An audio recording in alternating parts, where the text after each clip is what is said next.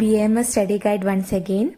After exploring the scope of Dravyaguna Vijnana, how drugs act and the historical evolution, we started with the classification of plants in the pre-Vedic period. Let's now continue into the Vedic period and see how this knowledge was further refined. We were discussing the Upayogadharita Karmabodhaka classification, which is based on usage. First one is Adharvani, the drugs used in rituals and ceremonies. Angirasi, antimicrobial herbs. Daivi, which is the herbs used for rasayana purposes. Manushi, the drugs used in the treatment of diseases. Let's explain the post-Vedic period. Here comes the Samhita period, which is roughly from 600 BC to 300 AD, and it marks a major phase in Ayurveda. During this time, core classical texts were compiled. Drug knowledge became more structured and was explained through concepts like rasa, guna, karma, and vipaka. A wide range of natural substances were included in treatment. Here, there was also strong emphasis on practical use, especially in wound care and surgical support. Overall, the period established the foundation of Dravyaguna. In the first chapter, concepts like Dravya Sangraha, Dravya Guna Karma, and classification of substances are explained. In the second chapter, drugs useful for Panchakarma procedures such as Vamana and Virechana are described. The third chapter focuses on herbs used for external applications, and in the fourth chapter, multiple formulations for Vamana and Virechana are mentioned along with groups like Mahakashaya. And in the ninth chapter, the qualities of an ideal drug are explained. In later chapters, dravyas related to Panchakarma and overall chapter summaries are discussed. Concepts like rasa, vipaka, virya, and prabhava are further explained along with drug classification. In Vimanasthana, rasa is explained in detail, including its proper use and effect on dosha. The concept of rasa bheda is also described. In Kalpasthana, groups of drugs used for Vamana and Virechana are systematically presented. Coming to Sushruta Samhita, in the first chapter, different types of Sthavara and Jangama Aushadhi are described. Later, the concept of Hita and Ahita Dravya is explained. The qualities of an ideal drug are also discussed. Further, the ideal place for drug collection is mentioned and specific drugs for different therapeutic actions are explained. Groups of drugs are also classified systematically. Concepts related to Shodhana and Shamana therapies are described and basic principles of Dravyaguna are covered in detail. Animal-derived substances are also included. Finally, Rasa and its types are explained. The Sutrasthana chapters begin with drugs used for Vamana followed by those for Virechana. They then describe different groups like Panaya Varga and also food categories such as Dhanya and Phalavarga. In Chikitsa Sthana, emphasis is given to Rasayana and Vajikarana, and in Uttara Tantra, various combinations of rasa are explained. In Ashtanga Hridaya, the first chapter explains concepts like rasa, Aushadha Chaturguna, and the role of Desha. Further chapters describe different groups such as Toya and Kshira Varga, along with foods like Shuka and Shimbi Dhanya, etc. The concept of Viruddha Dhanya is also explained, and basic principles of Dravyaguna are covered in detail, followed by an explanation of rasa. Later, actions like Langana and Brahmana are discussed, along with various ganas. In Chikitsa Sthana, various preparations using different dravya are described, and in Kalpasthana, formulations related to Vamana and Virechana are explained. In Uttara Tantra, Rasayana Dravya and their preparations are discussed, and also it includes Vajikarna Dravya and their preparations. In Ashtanga Sangraha, key Dravyaguna concepts like Rasa, Guna, Virya and Vipaka are explained as the basic properties of substances. It also describes proper drug administration, including the ideal timing for better effectiveness. Further, groups like Shodhanadi Gana are mentioned, which are useful in purification therapies. These concepts form the basis for understanding Ayurvedic pharmacology. In Laghutrayi, Sharangadhara emphasizes the use of both fresh and dried drugs, that is Nava Aushadhi and Shushka Aushadhi, And he also explains that the qualities of a drug can vary depending on the region, with examples from different desha. Further, importance is given to proper collection time, that is sangraha kala, and selecting the appropriate part of the plant or prayoganga. Various aushadha karmas or therapeutic actions of drugs are discussed, and new drugs like bhanga, rudanti, babula, mahanimba, and patala garudi are also introduced. Bhav Mishra contributed by compiling the systematically arranged Bhav Prakasha Nikhantu. He further enriched Ayurvedic materia medica with detailed descriptions of drugs and their actions. Let's see what is Nikhantu. The term Nikhantu has important etymological significance. It is derived from roots like sam plus a plus han, meaning collection, and ni plus gam, meaning communication or conveying. Thus, Nikhantu represents both compilation and transmission of knowledge. It is defined as a collection of words related to medicinal substances, including their names, properties, and uses. Different scholars have defined Nikhantu in their own way. According to Vachaspatya, it is a systematic collection of synonyms for words having the same meaning. Hemachandra describes it simply as a collection of names. Shabdakalpadruma gives a more interpretive meaning, describing Nikhantu as that which brings clarity and illumination to words. The shlokas goes like this. According to Vachaspatya, Ekarthavachinam paryaya shabdanam sango yatra prayena upatishyante tatra Nikhantu shabdaha prasiddhaha. According to Hemachandra, Nama sangrahaha iti, and according to Shabdakalpadruma, Nikhantati shobhate iti. We can say that in Ayurveda, literature on Dravyaguna is traditionally compiled in the form of Nikhantu. The concept of Nikhantu originates from the Vedic Nikhantu, and these texts mainly present Paryaya Padani, helping to understand different aspects and deeper meaning of substances. Yaska referred to Nikhantu as Nigama and used it interchangeably with Nirukta. He defines it as Nikhantu Jnanam Gamayati Gutham Namaparam Nikhantuhu, that which brings out the deeply concealed meaning of words. Nirukta reveals the Gudhartha, which is hidden meaning of Veda mantras. Later, Nikhantavaha were interpreted from two perspectives.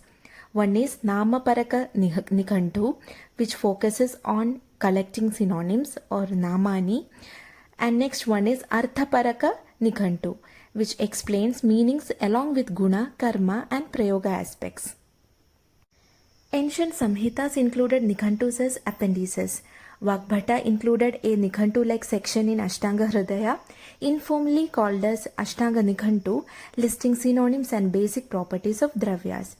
Later Nikhantus elaborated guna, karma, and prayoga, and lexical Nikhantus focused only on synonyms. In Nikhantu period, emergence of specialized lexicons like Dhanvantari Nikhantu, Bhav Prakasha Nikhantu, Raja Nikhantu, etc. were seen, and expansion of materia medica with detailed descriptions such as synonyms, botanical names, habitat, uses, etc. were seen. Categorization of drugs also were made based on disease, rasayana dravyas, etc. Incorporation of regional practices and knowledge were made and also served as a bridge between ancient and modern tradition. For example, Bhav Prakasha Nikhantu. Pharmacological Nikhantus focus on drug synonyms along with their properties and actions. An important example is Dhanvantari Nikhantu, dated around the 10th to 13th century. It is considered as a revised and expanded form of Dravyavali, and this text includes detailed description of guna, virya, vipaka, and karma. Overall, it categorizes around 370 drugs with clear therapeutic details. Lexical Nikhantus mainly focus on paryaya or synonyms of medicinal plants. Important works include Ashtanga Nikhantu, Siddhasara Nikhantu, Paryaya Ratnamala, and Dravyavali, which later became the source for Dhanvantari Nikhantu. Other texts like Haramekhala Nikhantu and Madanadi Nikhantu are also included, and these works played a key role in standardizing plant names across different regions.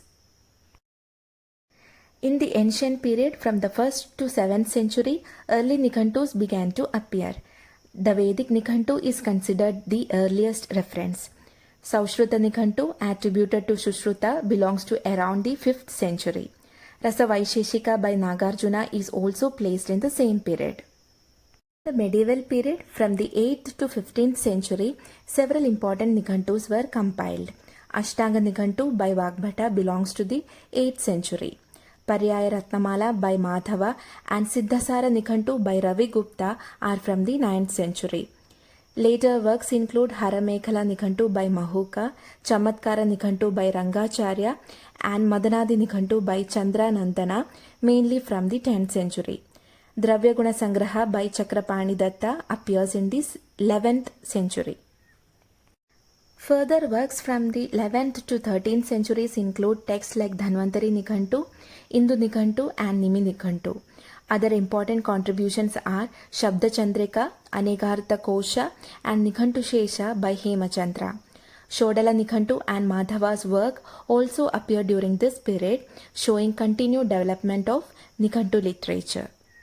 Further Nikantus from the 13th to 15th centuries include works like Shadrasa Nikantu, Hridaya Deepika and Shatashloki. Authors such as Bhopadeva, Sushena and Madanapala contributed during this period. Kayyadeva Nikantu is also an important later work. These texts reflect the continued expansion of Nikantu literature in the medieval period. Coming to the utility of Nikantu. A Nikantu is essential for a physician, and as the verse explains, just like a scholar without grammar or a warrior without weapons, a physician without Nikantu becomes incomplete. Nikantuna vina vaidyo vidwan vyakaranam vina ayudham cha vina yodha trayo hasasya bhajanam. This is because drugs differ widely in rasa, guna, virya, vipaka and prabhava, so proper knowledge from Nikantu helps in selecting the right drug. One major relevance is Dravya Vargikarana or classification of drugs. Medicinal plants are grouped based on similar properties or similar actions. Although each Nikantu follows its own method, the classification remains organized. For example, Bhavaprakasha Nikantu classifies substances into 23 categories. Another important aspect is Dravya Namakarana or drug nomenclature. Nikantus use different methods to name drugs. For example, Raja Nikantu explains specific criteria for naming. They are Rudhi, Prabhava, Deshokta, Lanchana, Upama, Virya as well as Itarahvaya or Atidesha. Rudhi meaning popular or commonly used names. Example Nagara, Magathi. Prabhava, special action based. Example Jeevani, Vatahara, etc. Deshokta, region based names. Example Kashmiri, Magadhi, etc. Lanchana, special marking or feature based. Example Bhrangaraja, Karnikara. Upama, resemblance or simile based. Example Gokshura, Akshota. Virya, potency based names. Example Shita, Ushna. Itarahvaya or Atidesha, derogatory or alternative or exaggerative. Example Putigantha, Kachuri. Nikantus also address the problem of dravya abhava or unavailability of drugs. They suggest suitable substitutes and practical alternatives. For example, Bhavaprakasha Nikantu provides detailed explanations of abhava dravya. This is especially important in the context of Ashtavarga dravya. Nikantus also contributed by including newer drugs into Dravyaguna Shastra. They incorporated regionally available and even imported dravya after proper validation. For example, Madanapala Nikantu introduced drugs like ahifena and bhanga into therapeutic use. This approach reflects an early concept of reverse pharmacology. Such contributions also form the basis for ethnobotany and modern standardization of traditional medicine. Dravyaguna Vijnana forms the foundational knowledge in BAMS education. It is the core of Ayurvedic Pharmacology and Materia Medica. It helps in understanding the properties, actions and therapeutic uses of drugs. It is also essential for areas like Ayurvedic cosmetology, pharmacognosy and phytotherapy. This subject is taught in the second year of BAMS, similar to these modern disciplines.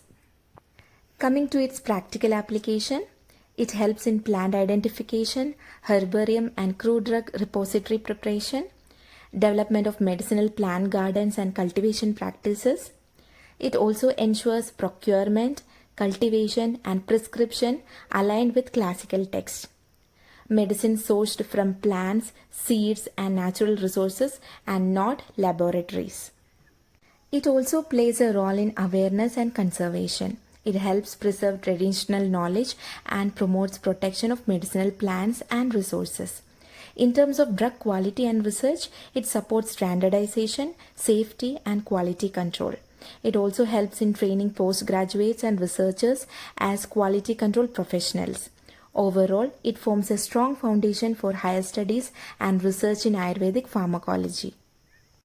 Coming to the clinical application and utility of Dravyaguna Vijnana. Aushadha is one of the three sutras of Ayurveda.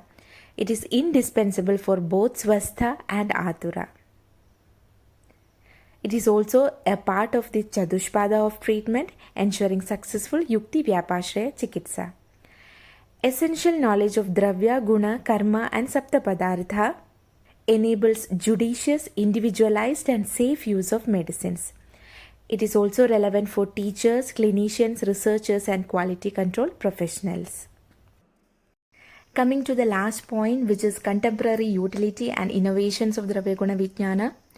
It helps in understanding properties like Rasa, Guna, Virya, Vipaka and Prabhava, and which is essential for clinical use.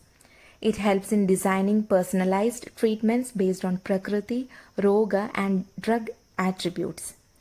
There is also emphasis on preventive care through Dinacharya and Ritucharya, and proper dosage and combinations ensure safety and effectiveness.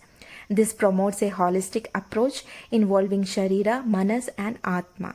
Overall, it supports innovation, standardization and global acceptance of Ayurveda. Thank you for watching and see you in next video.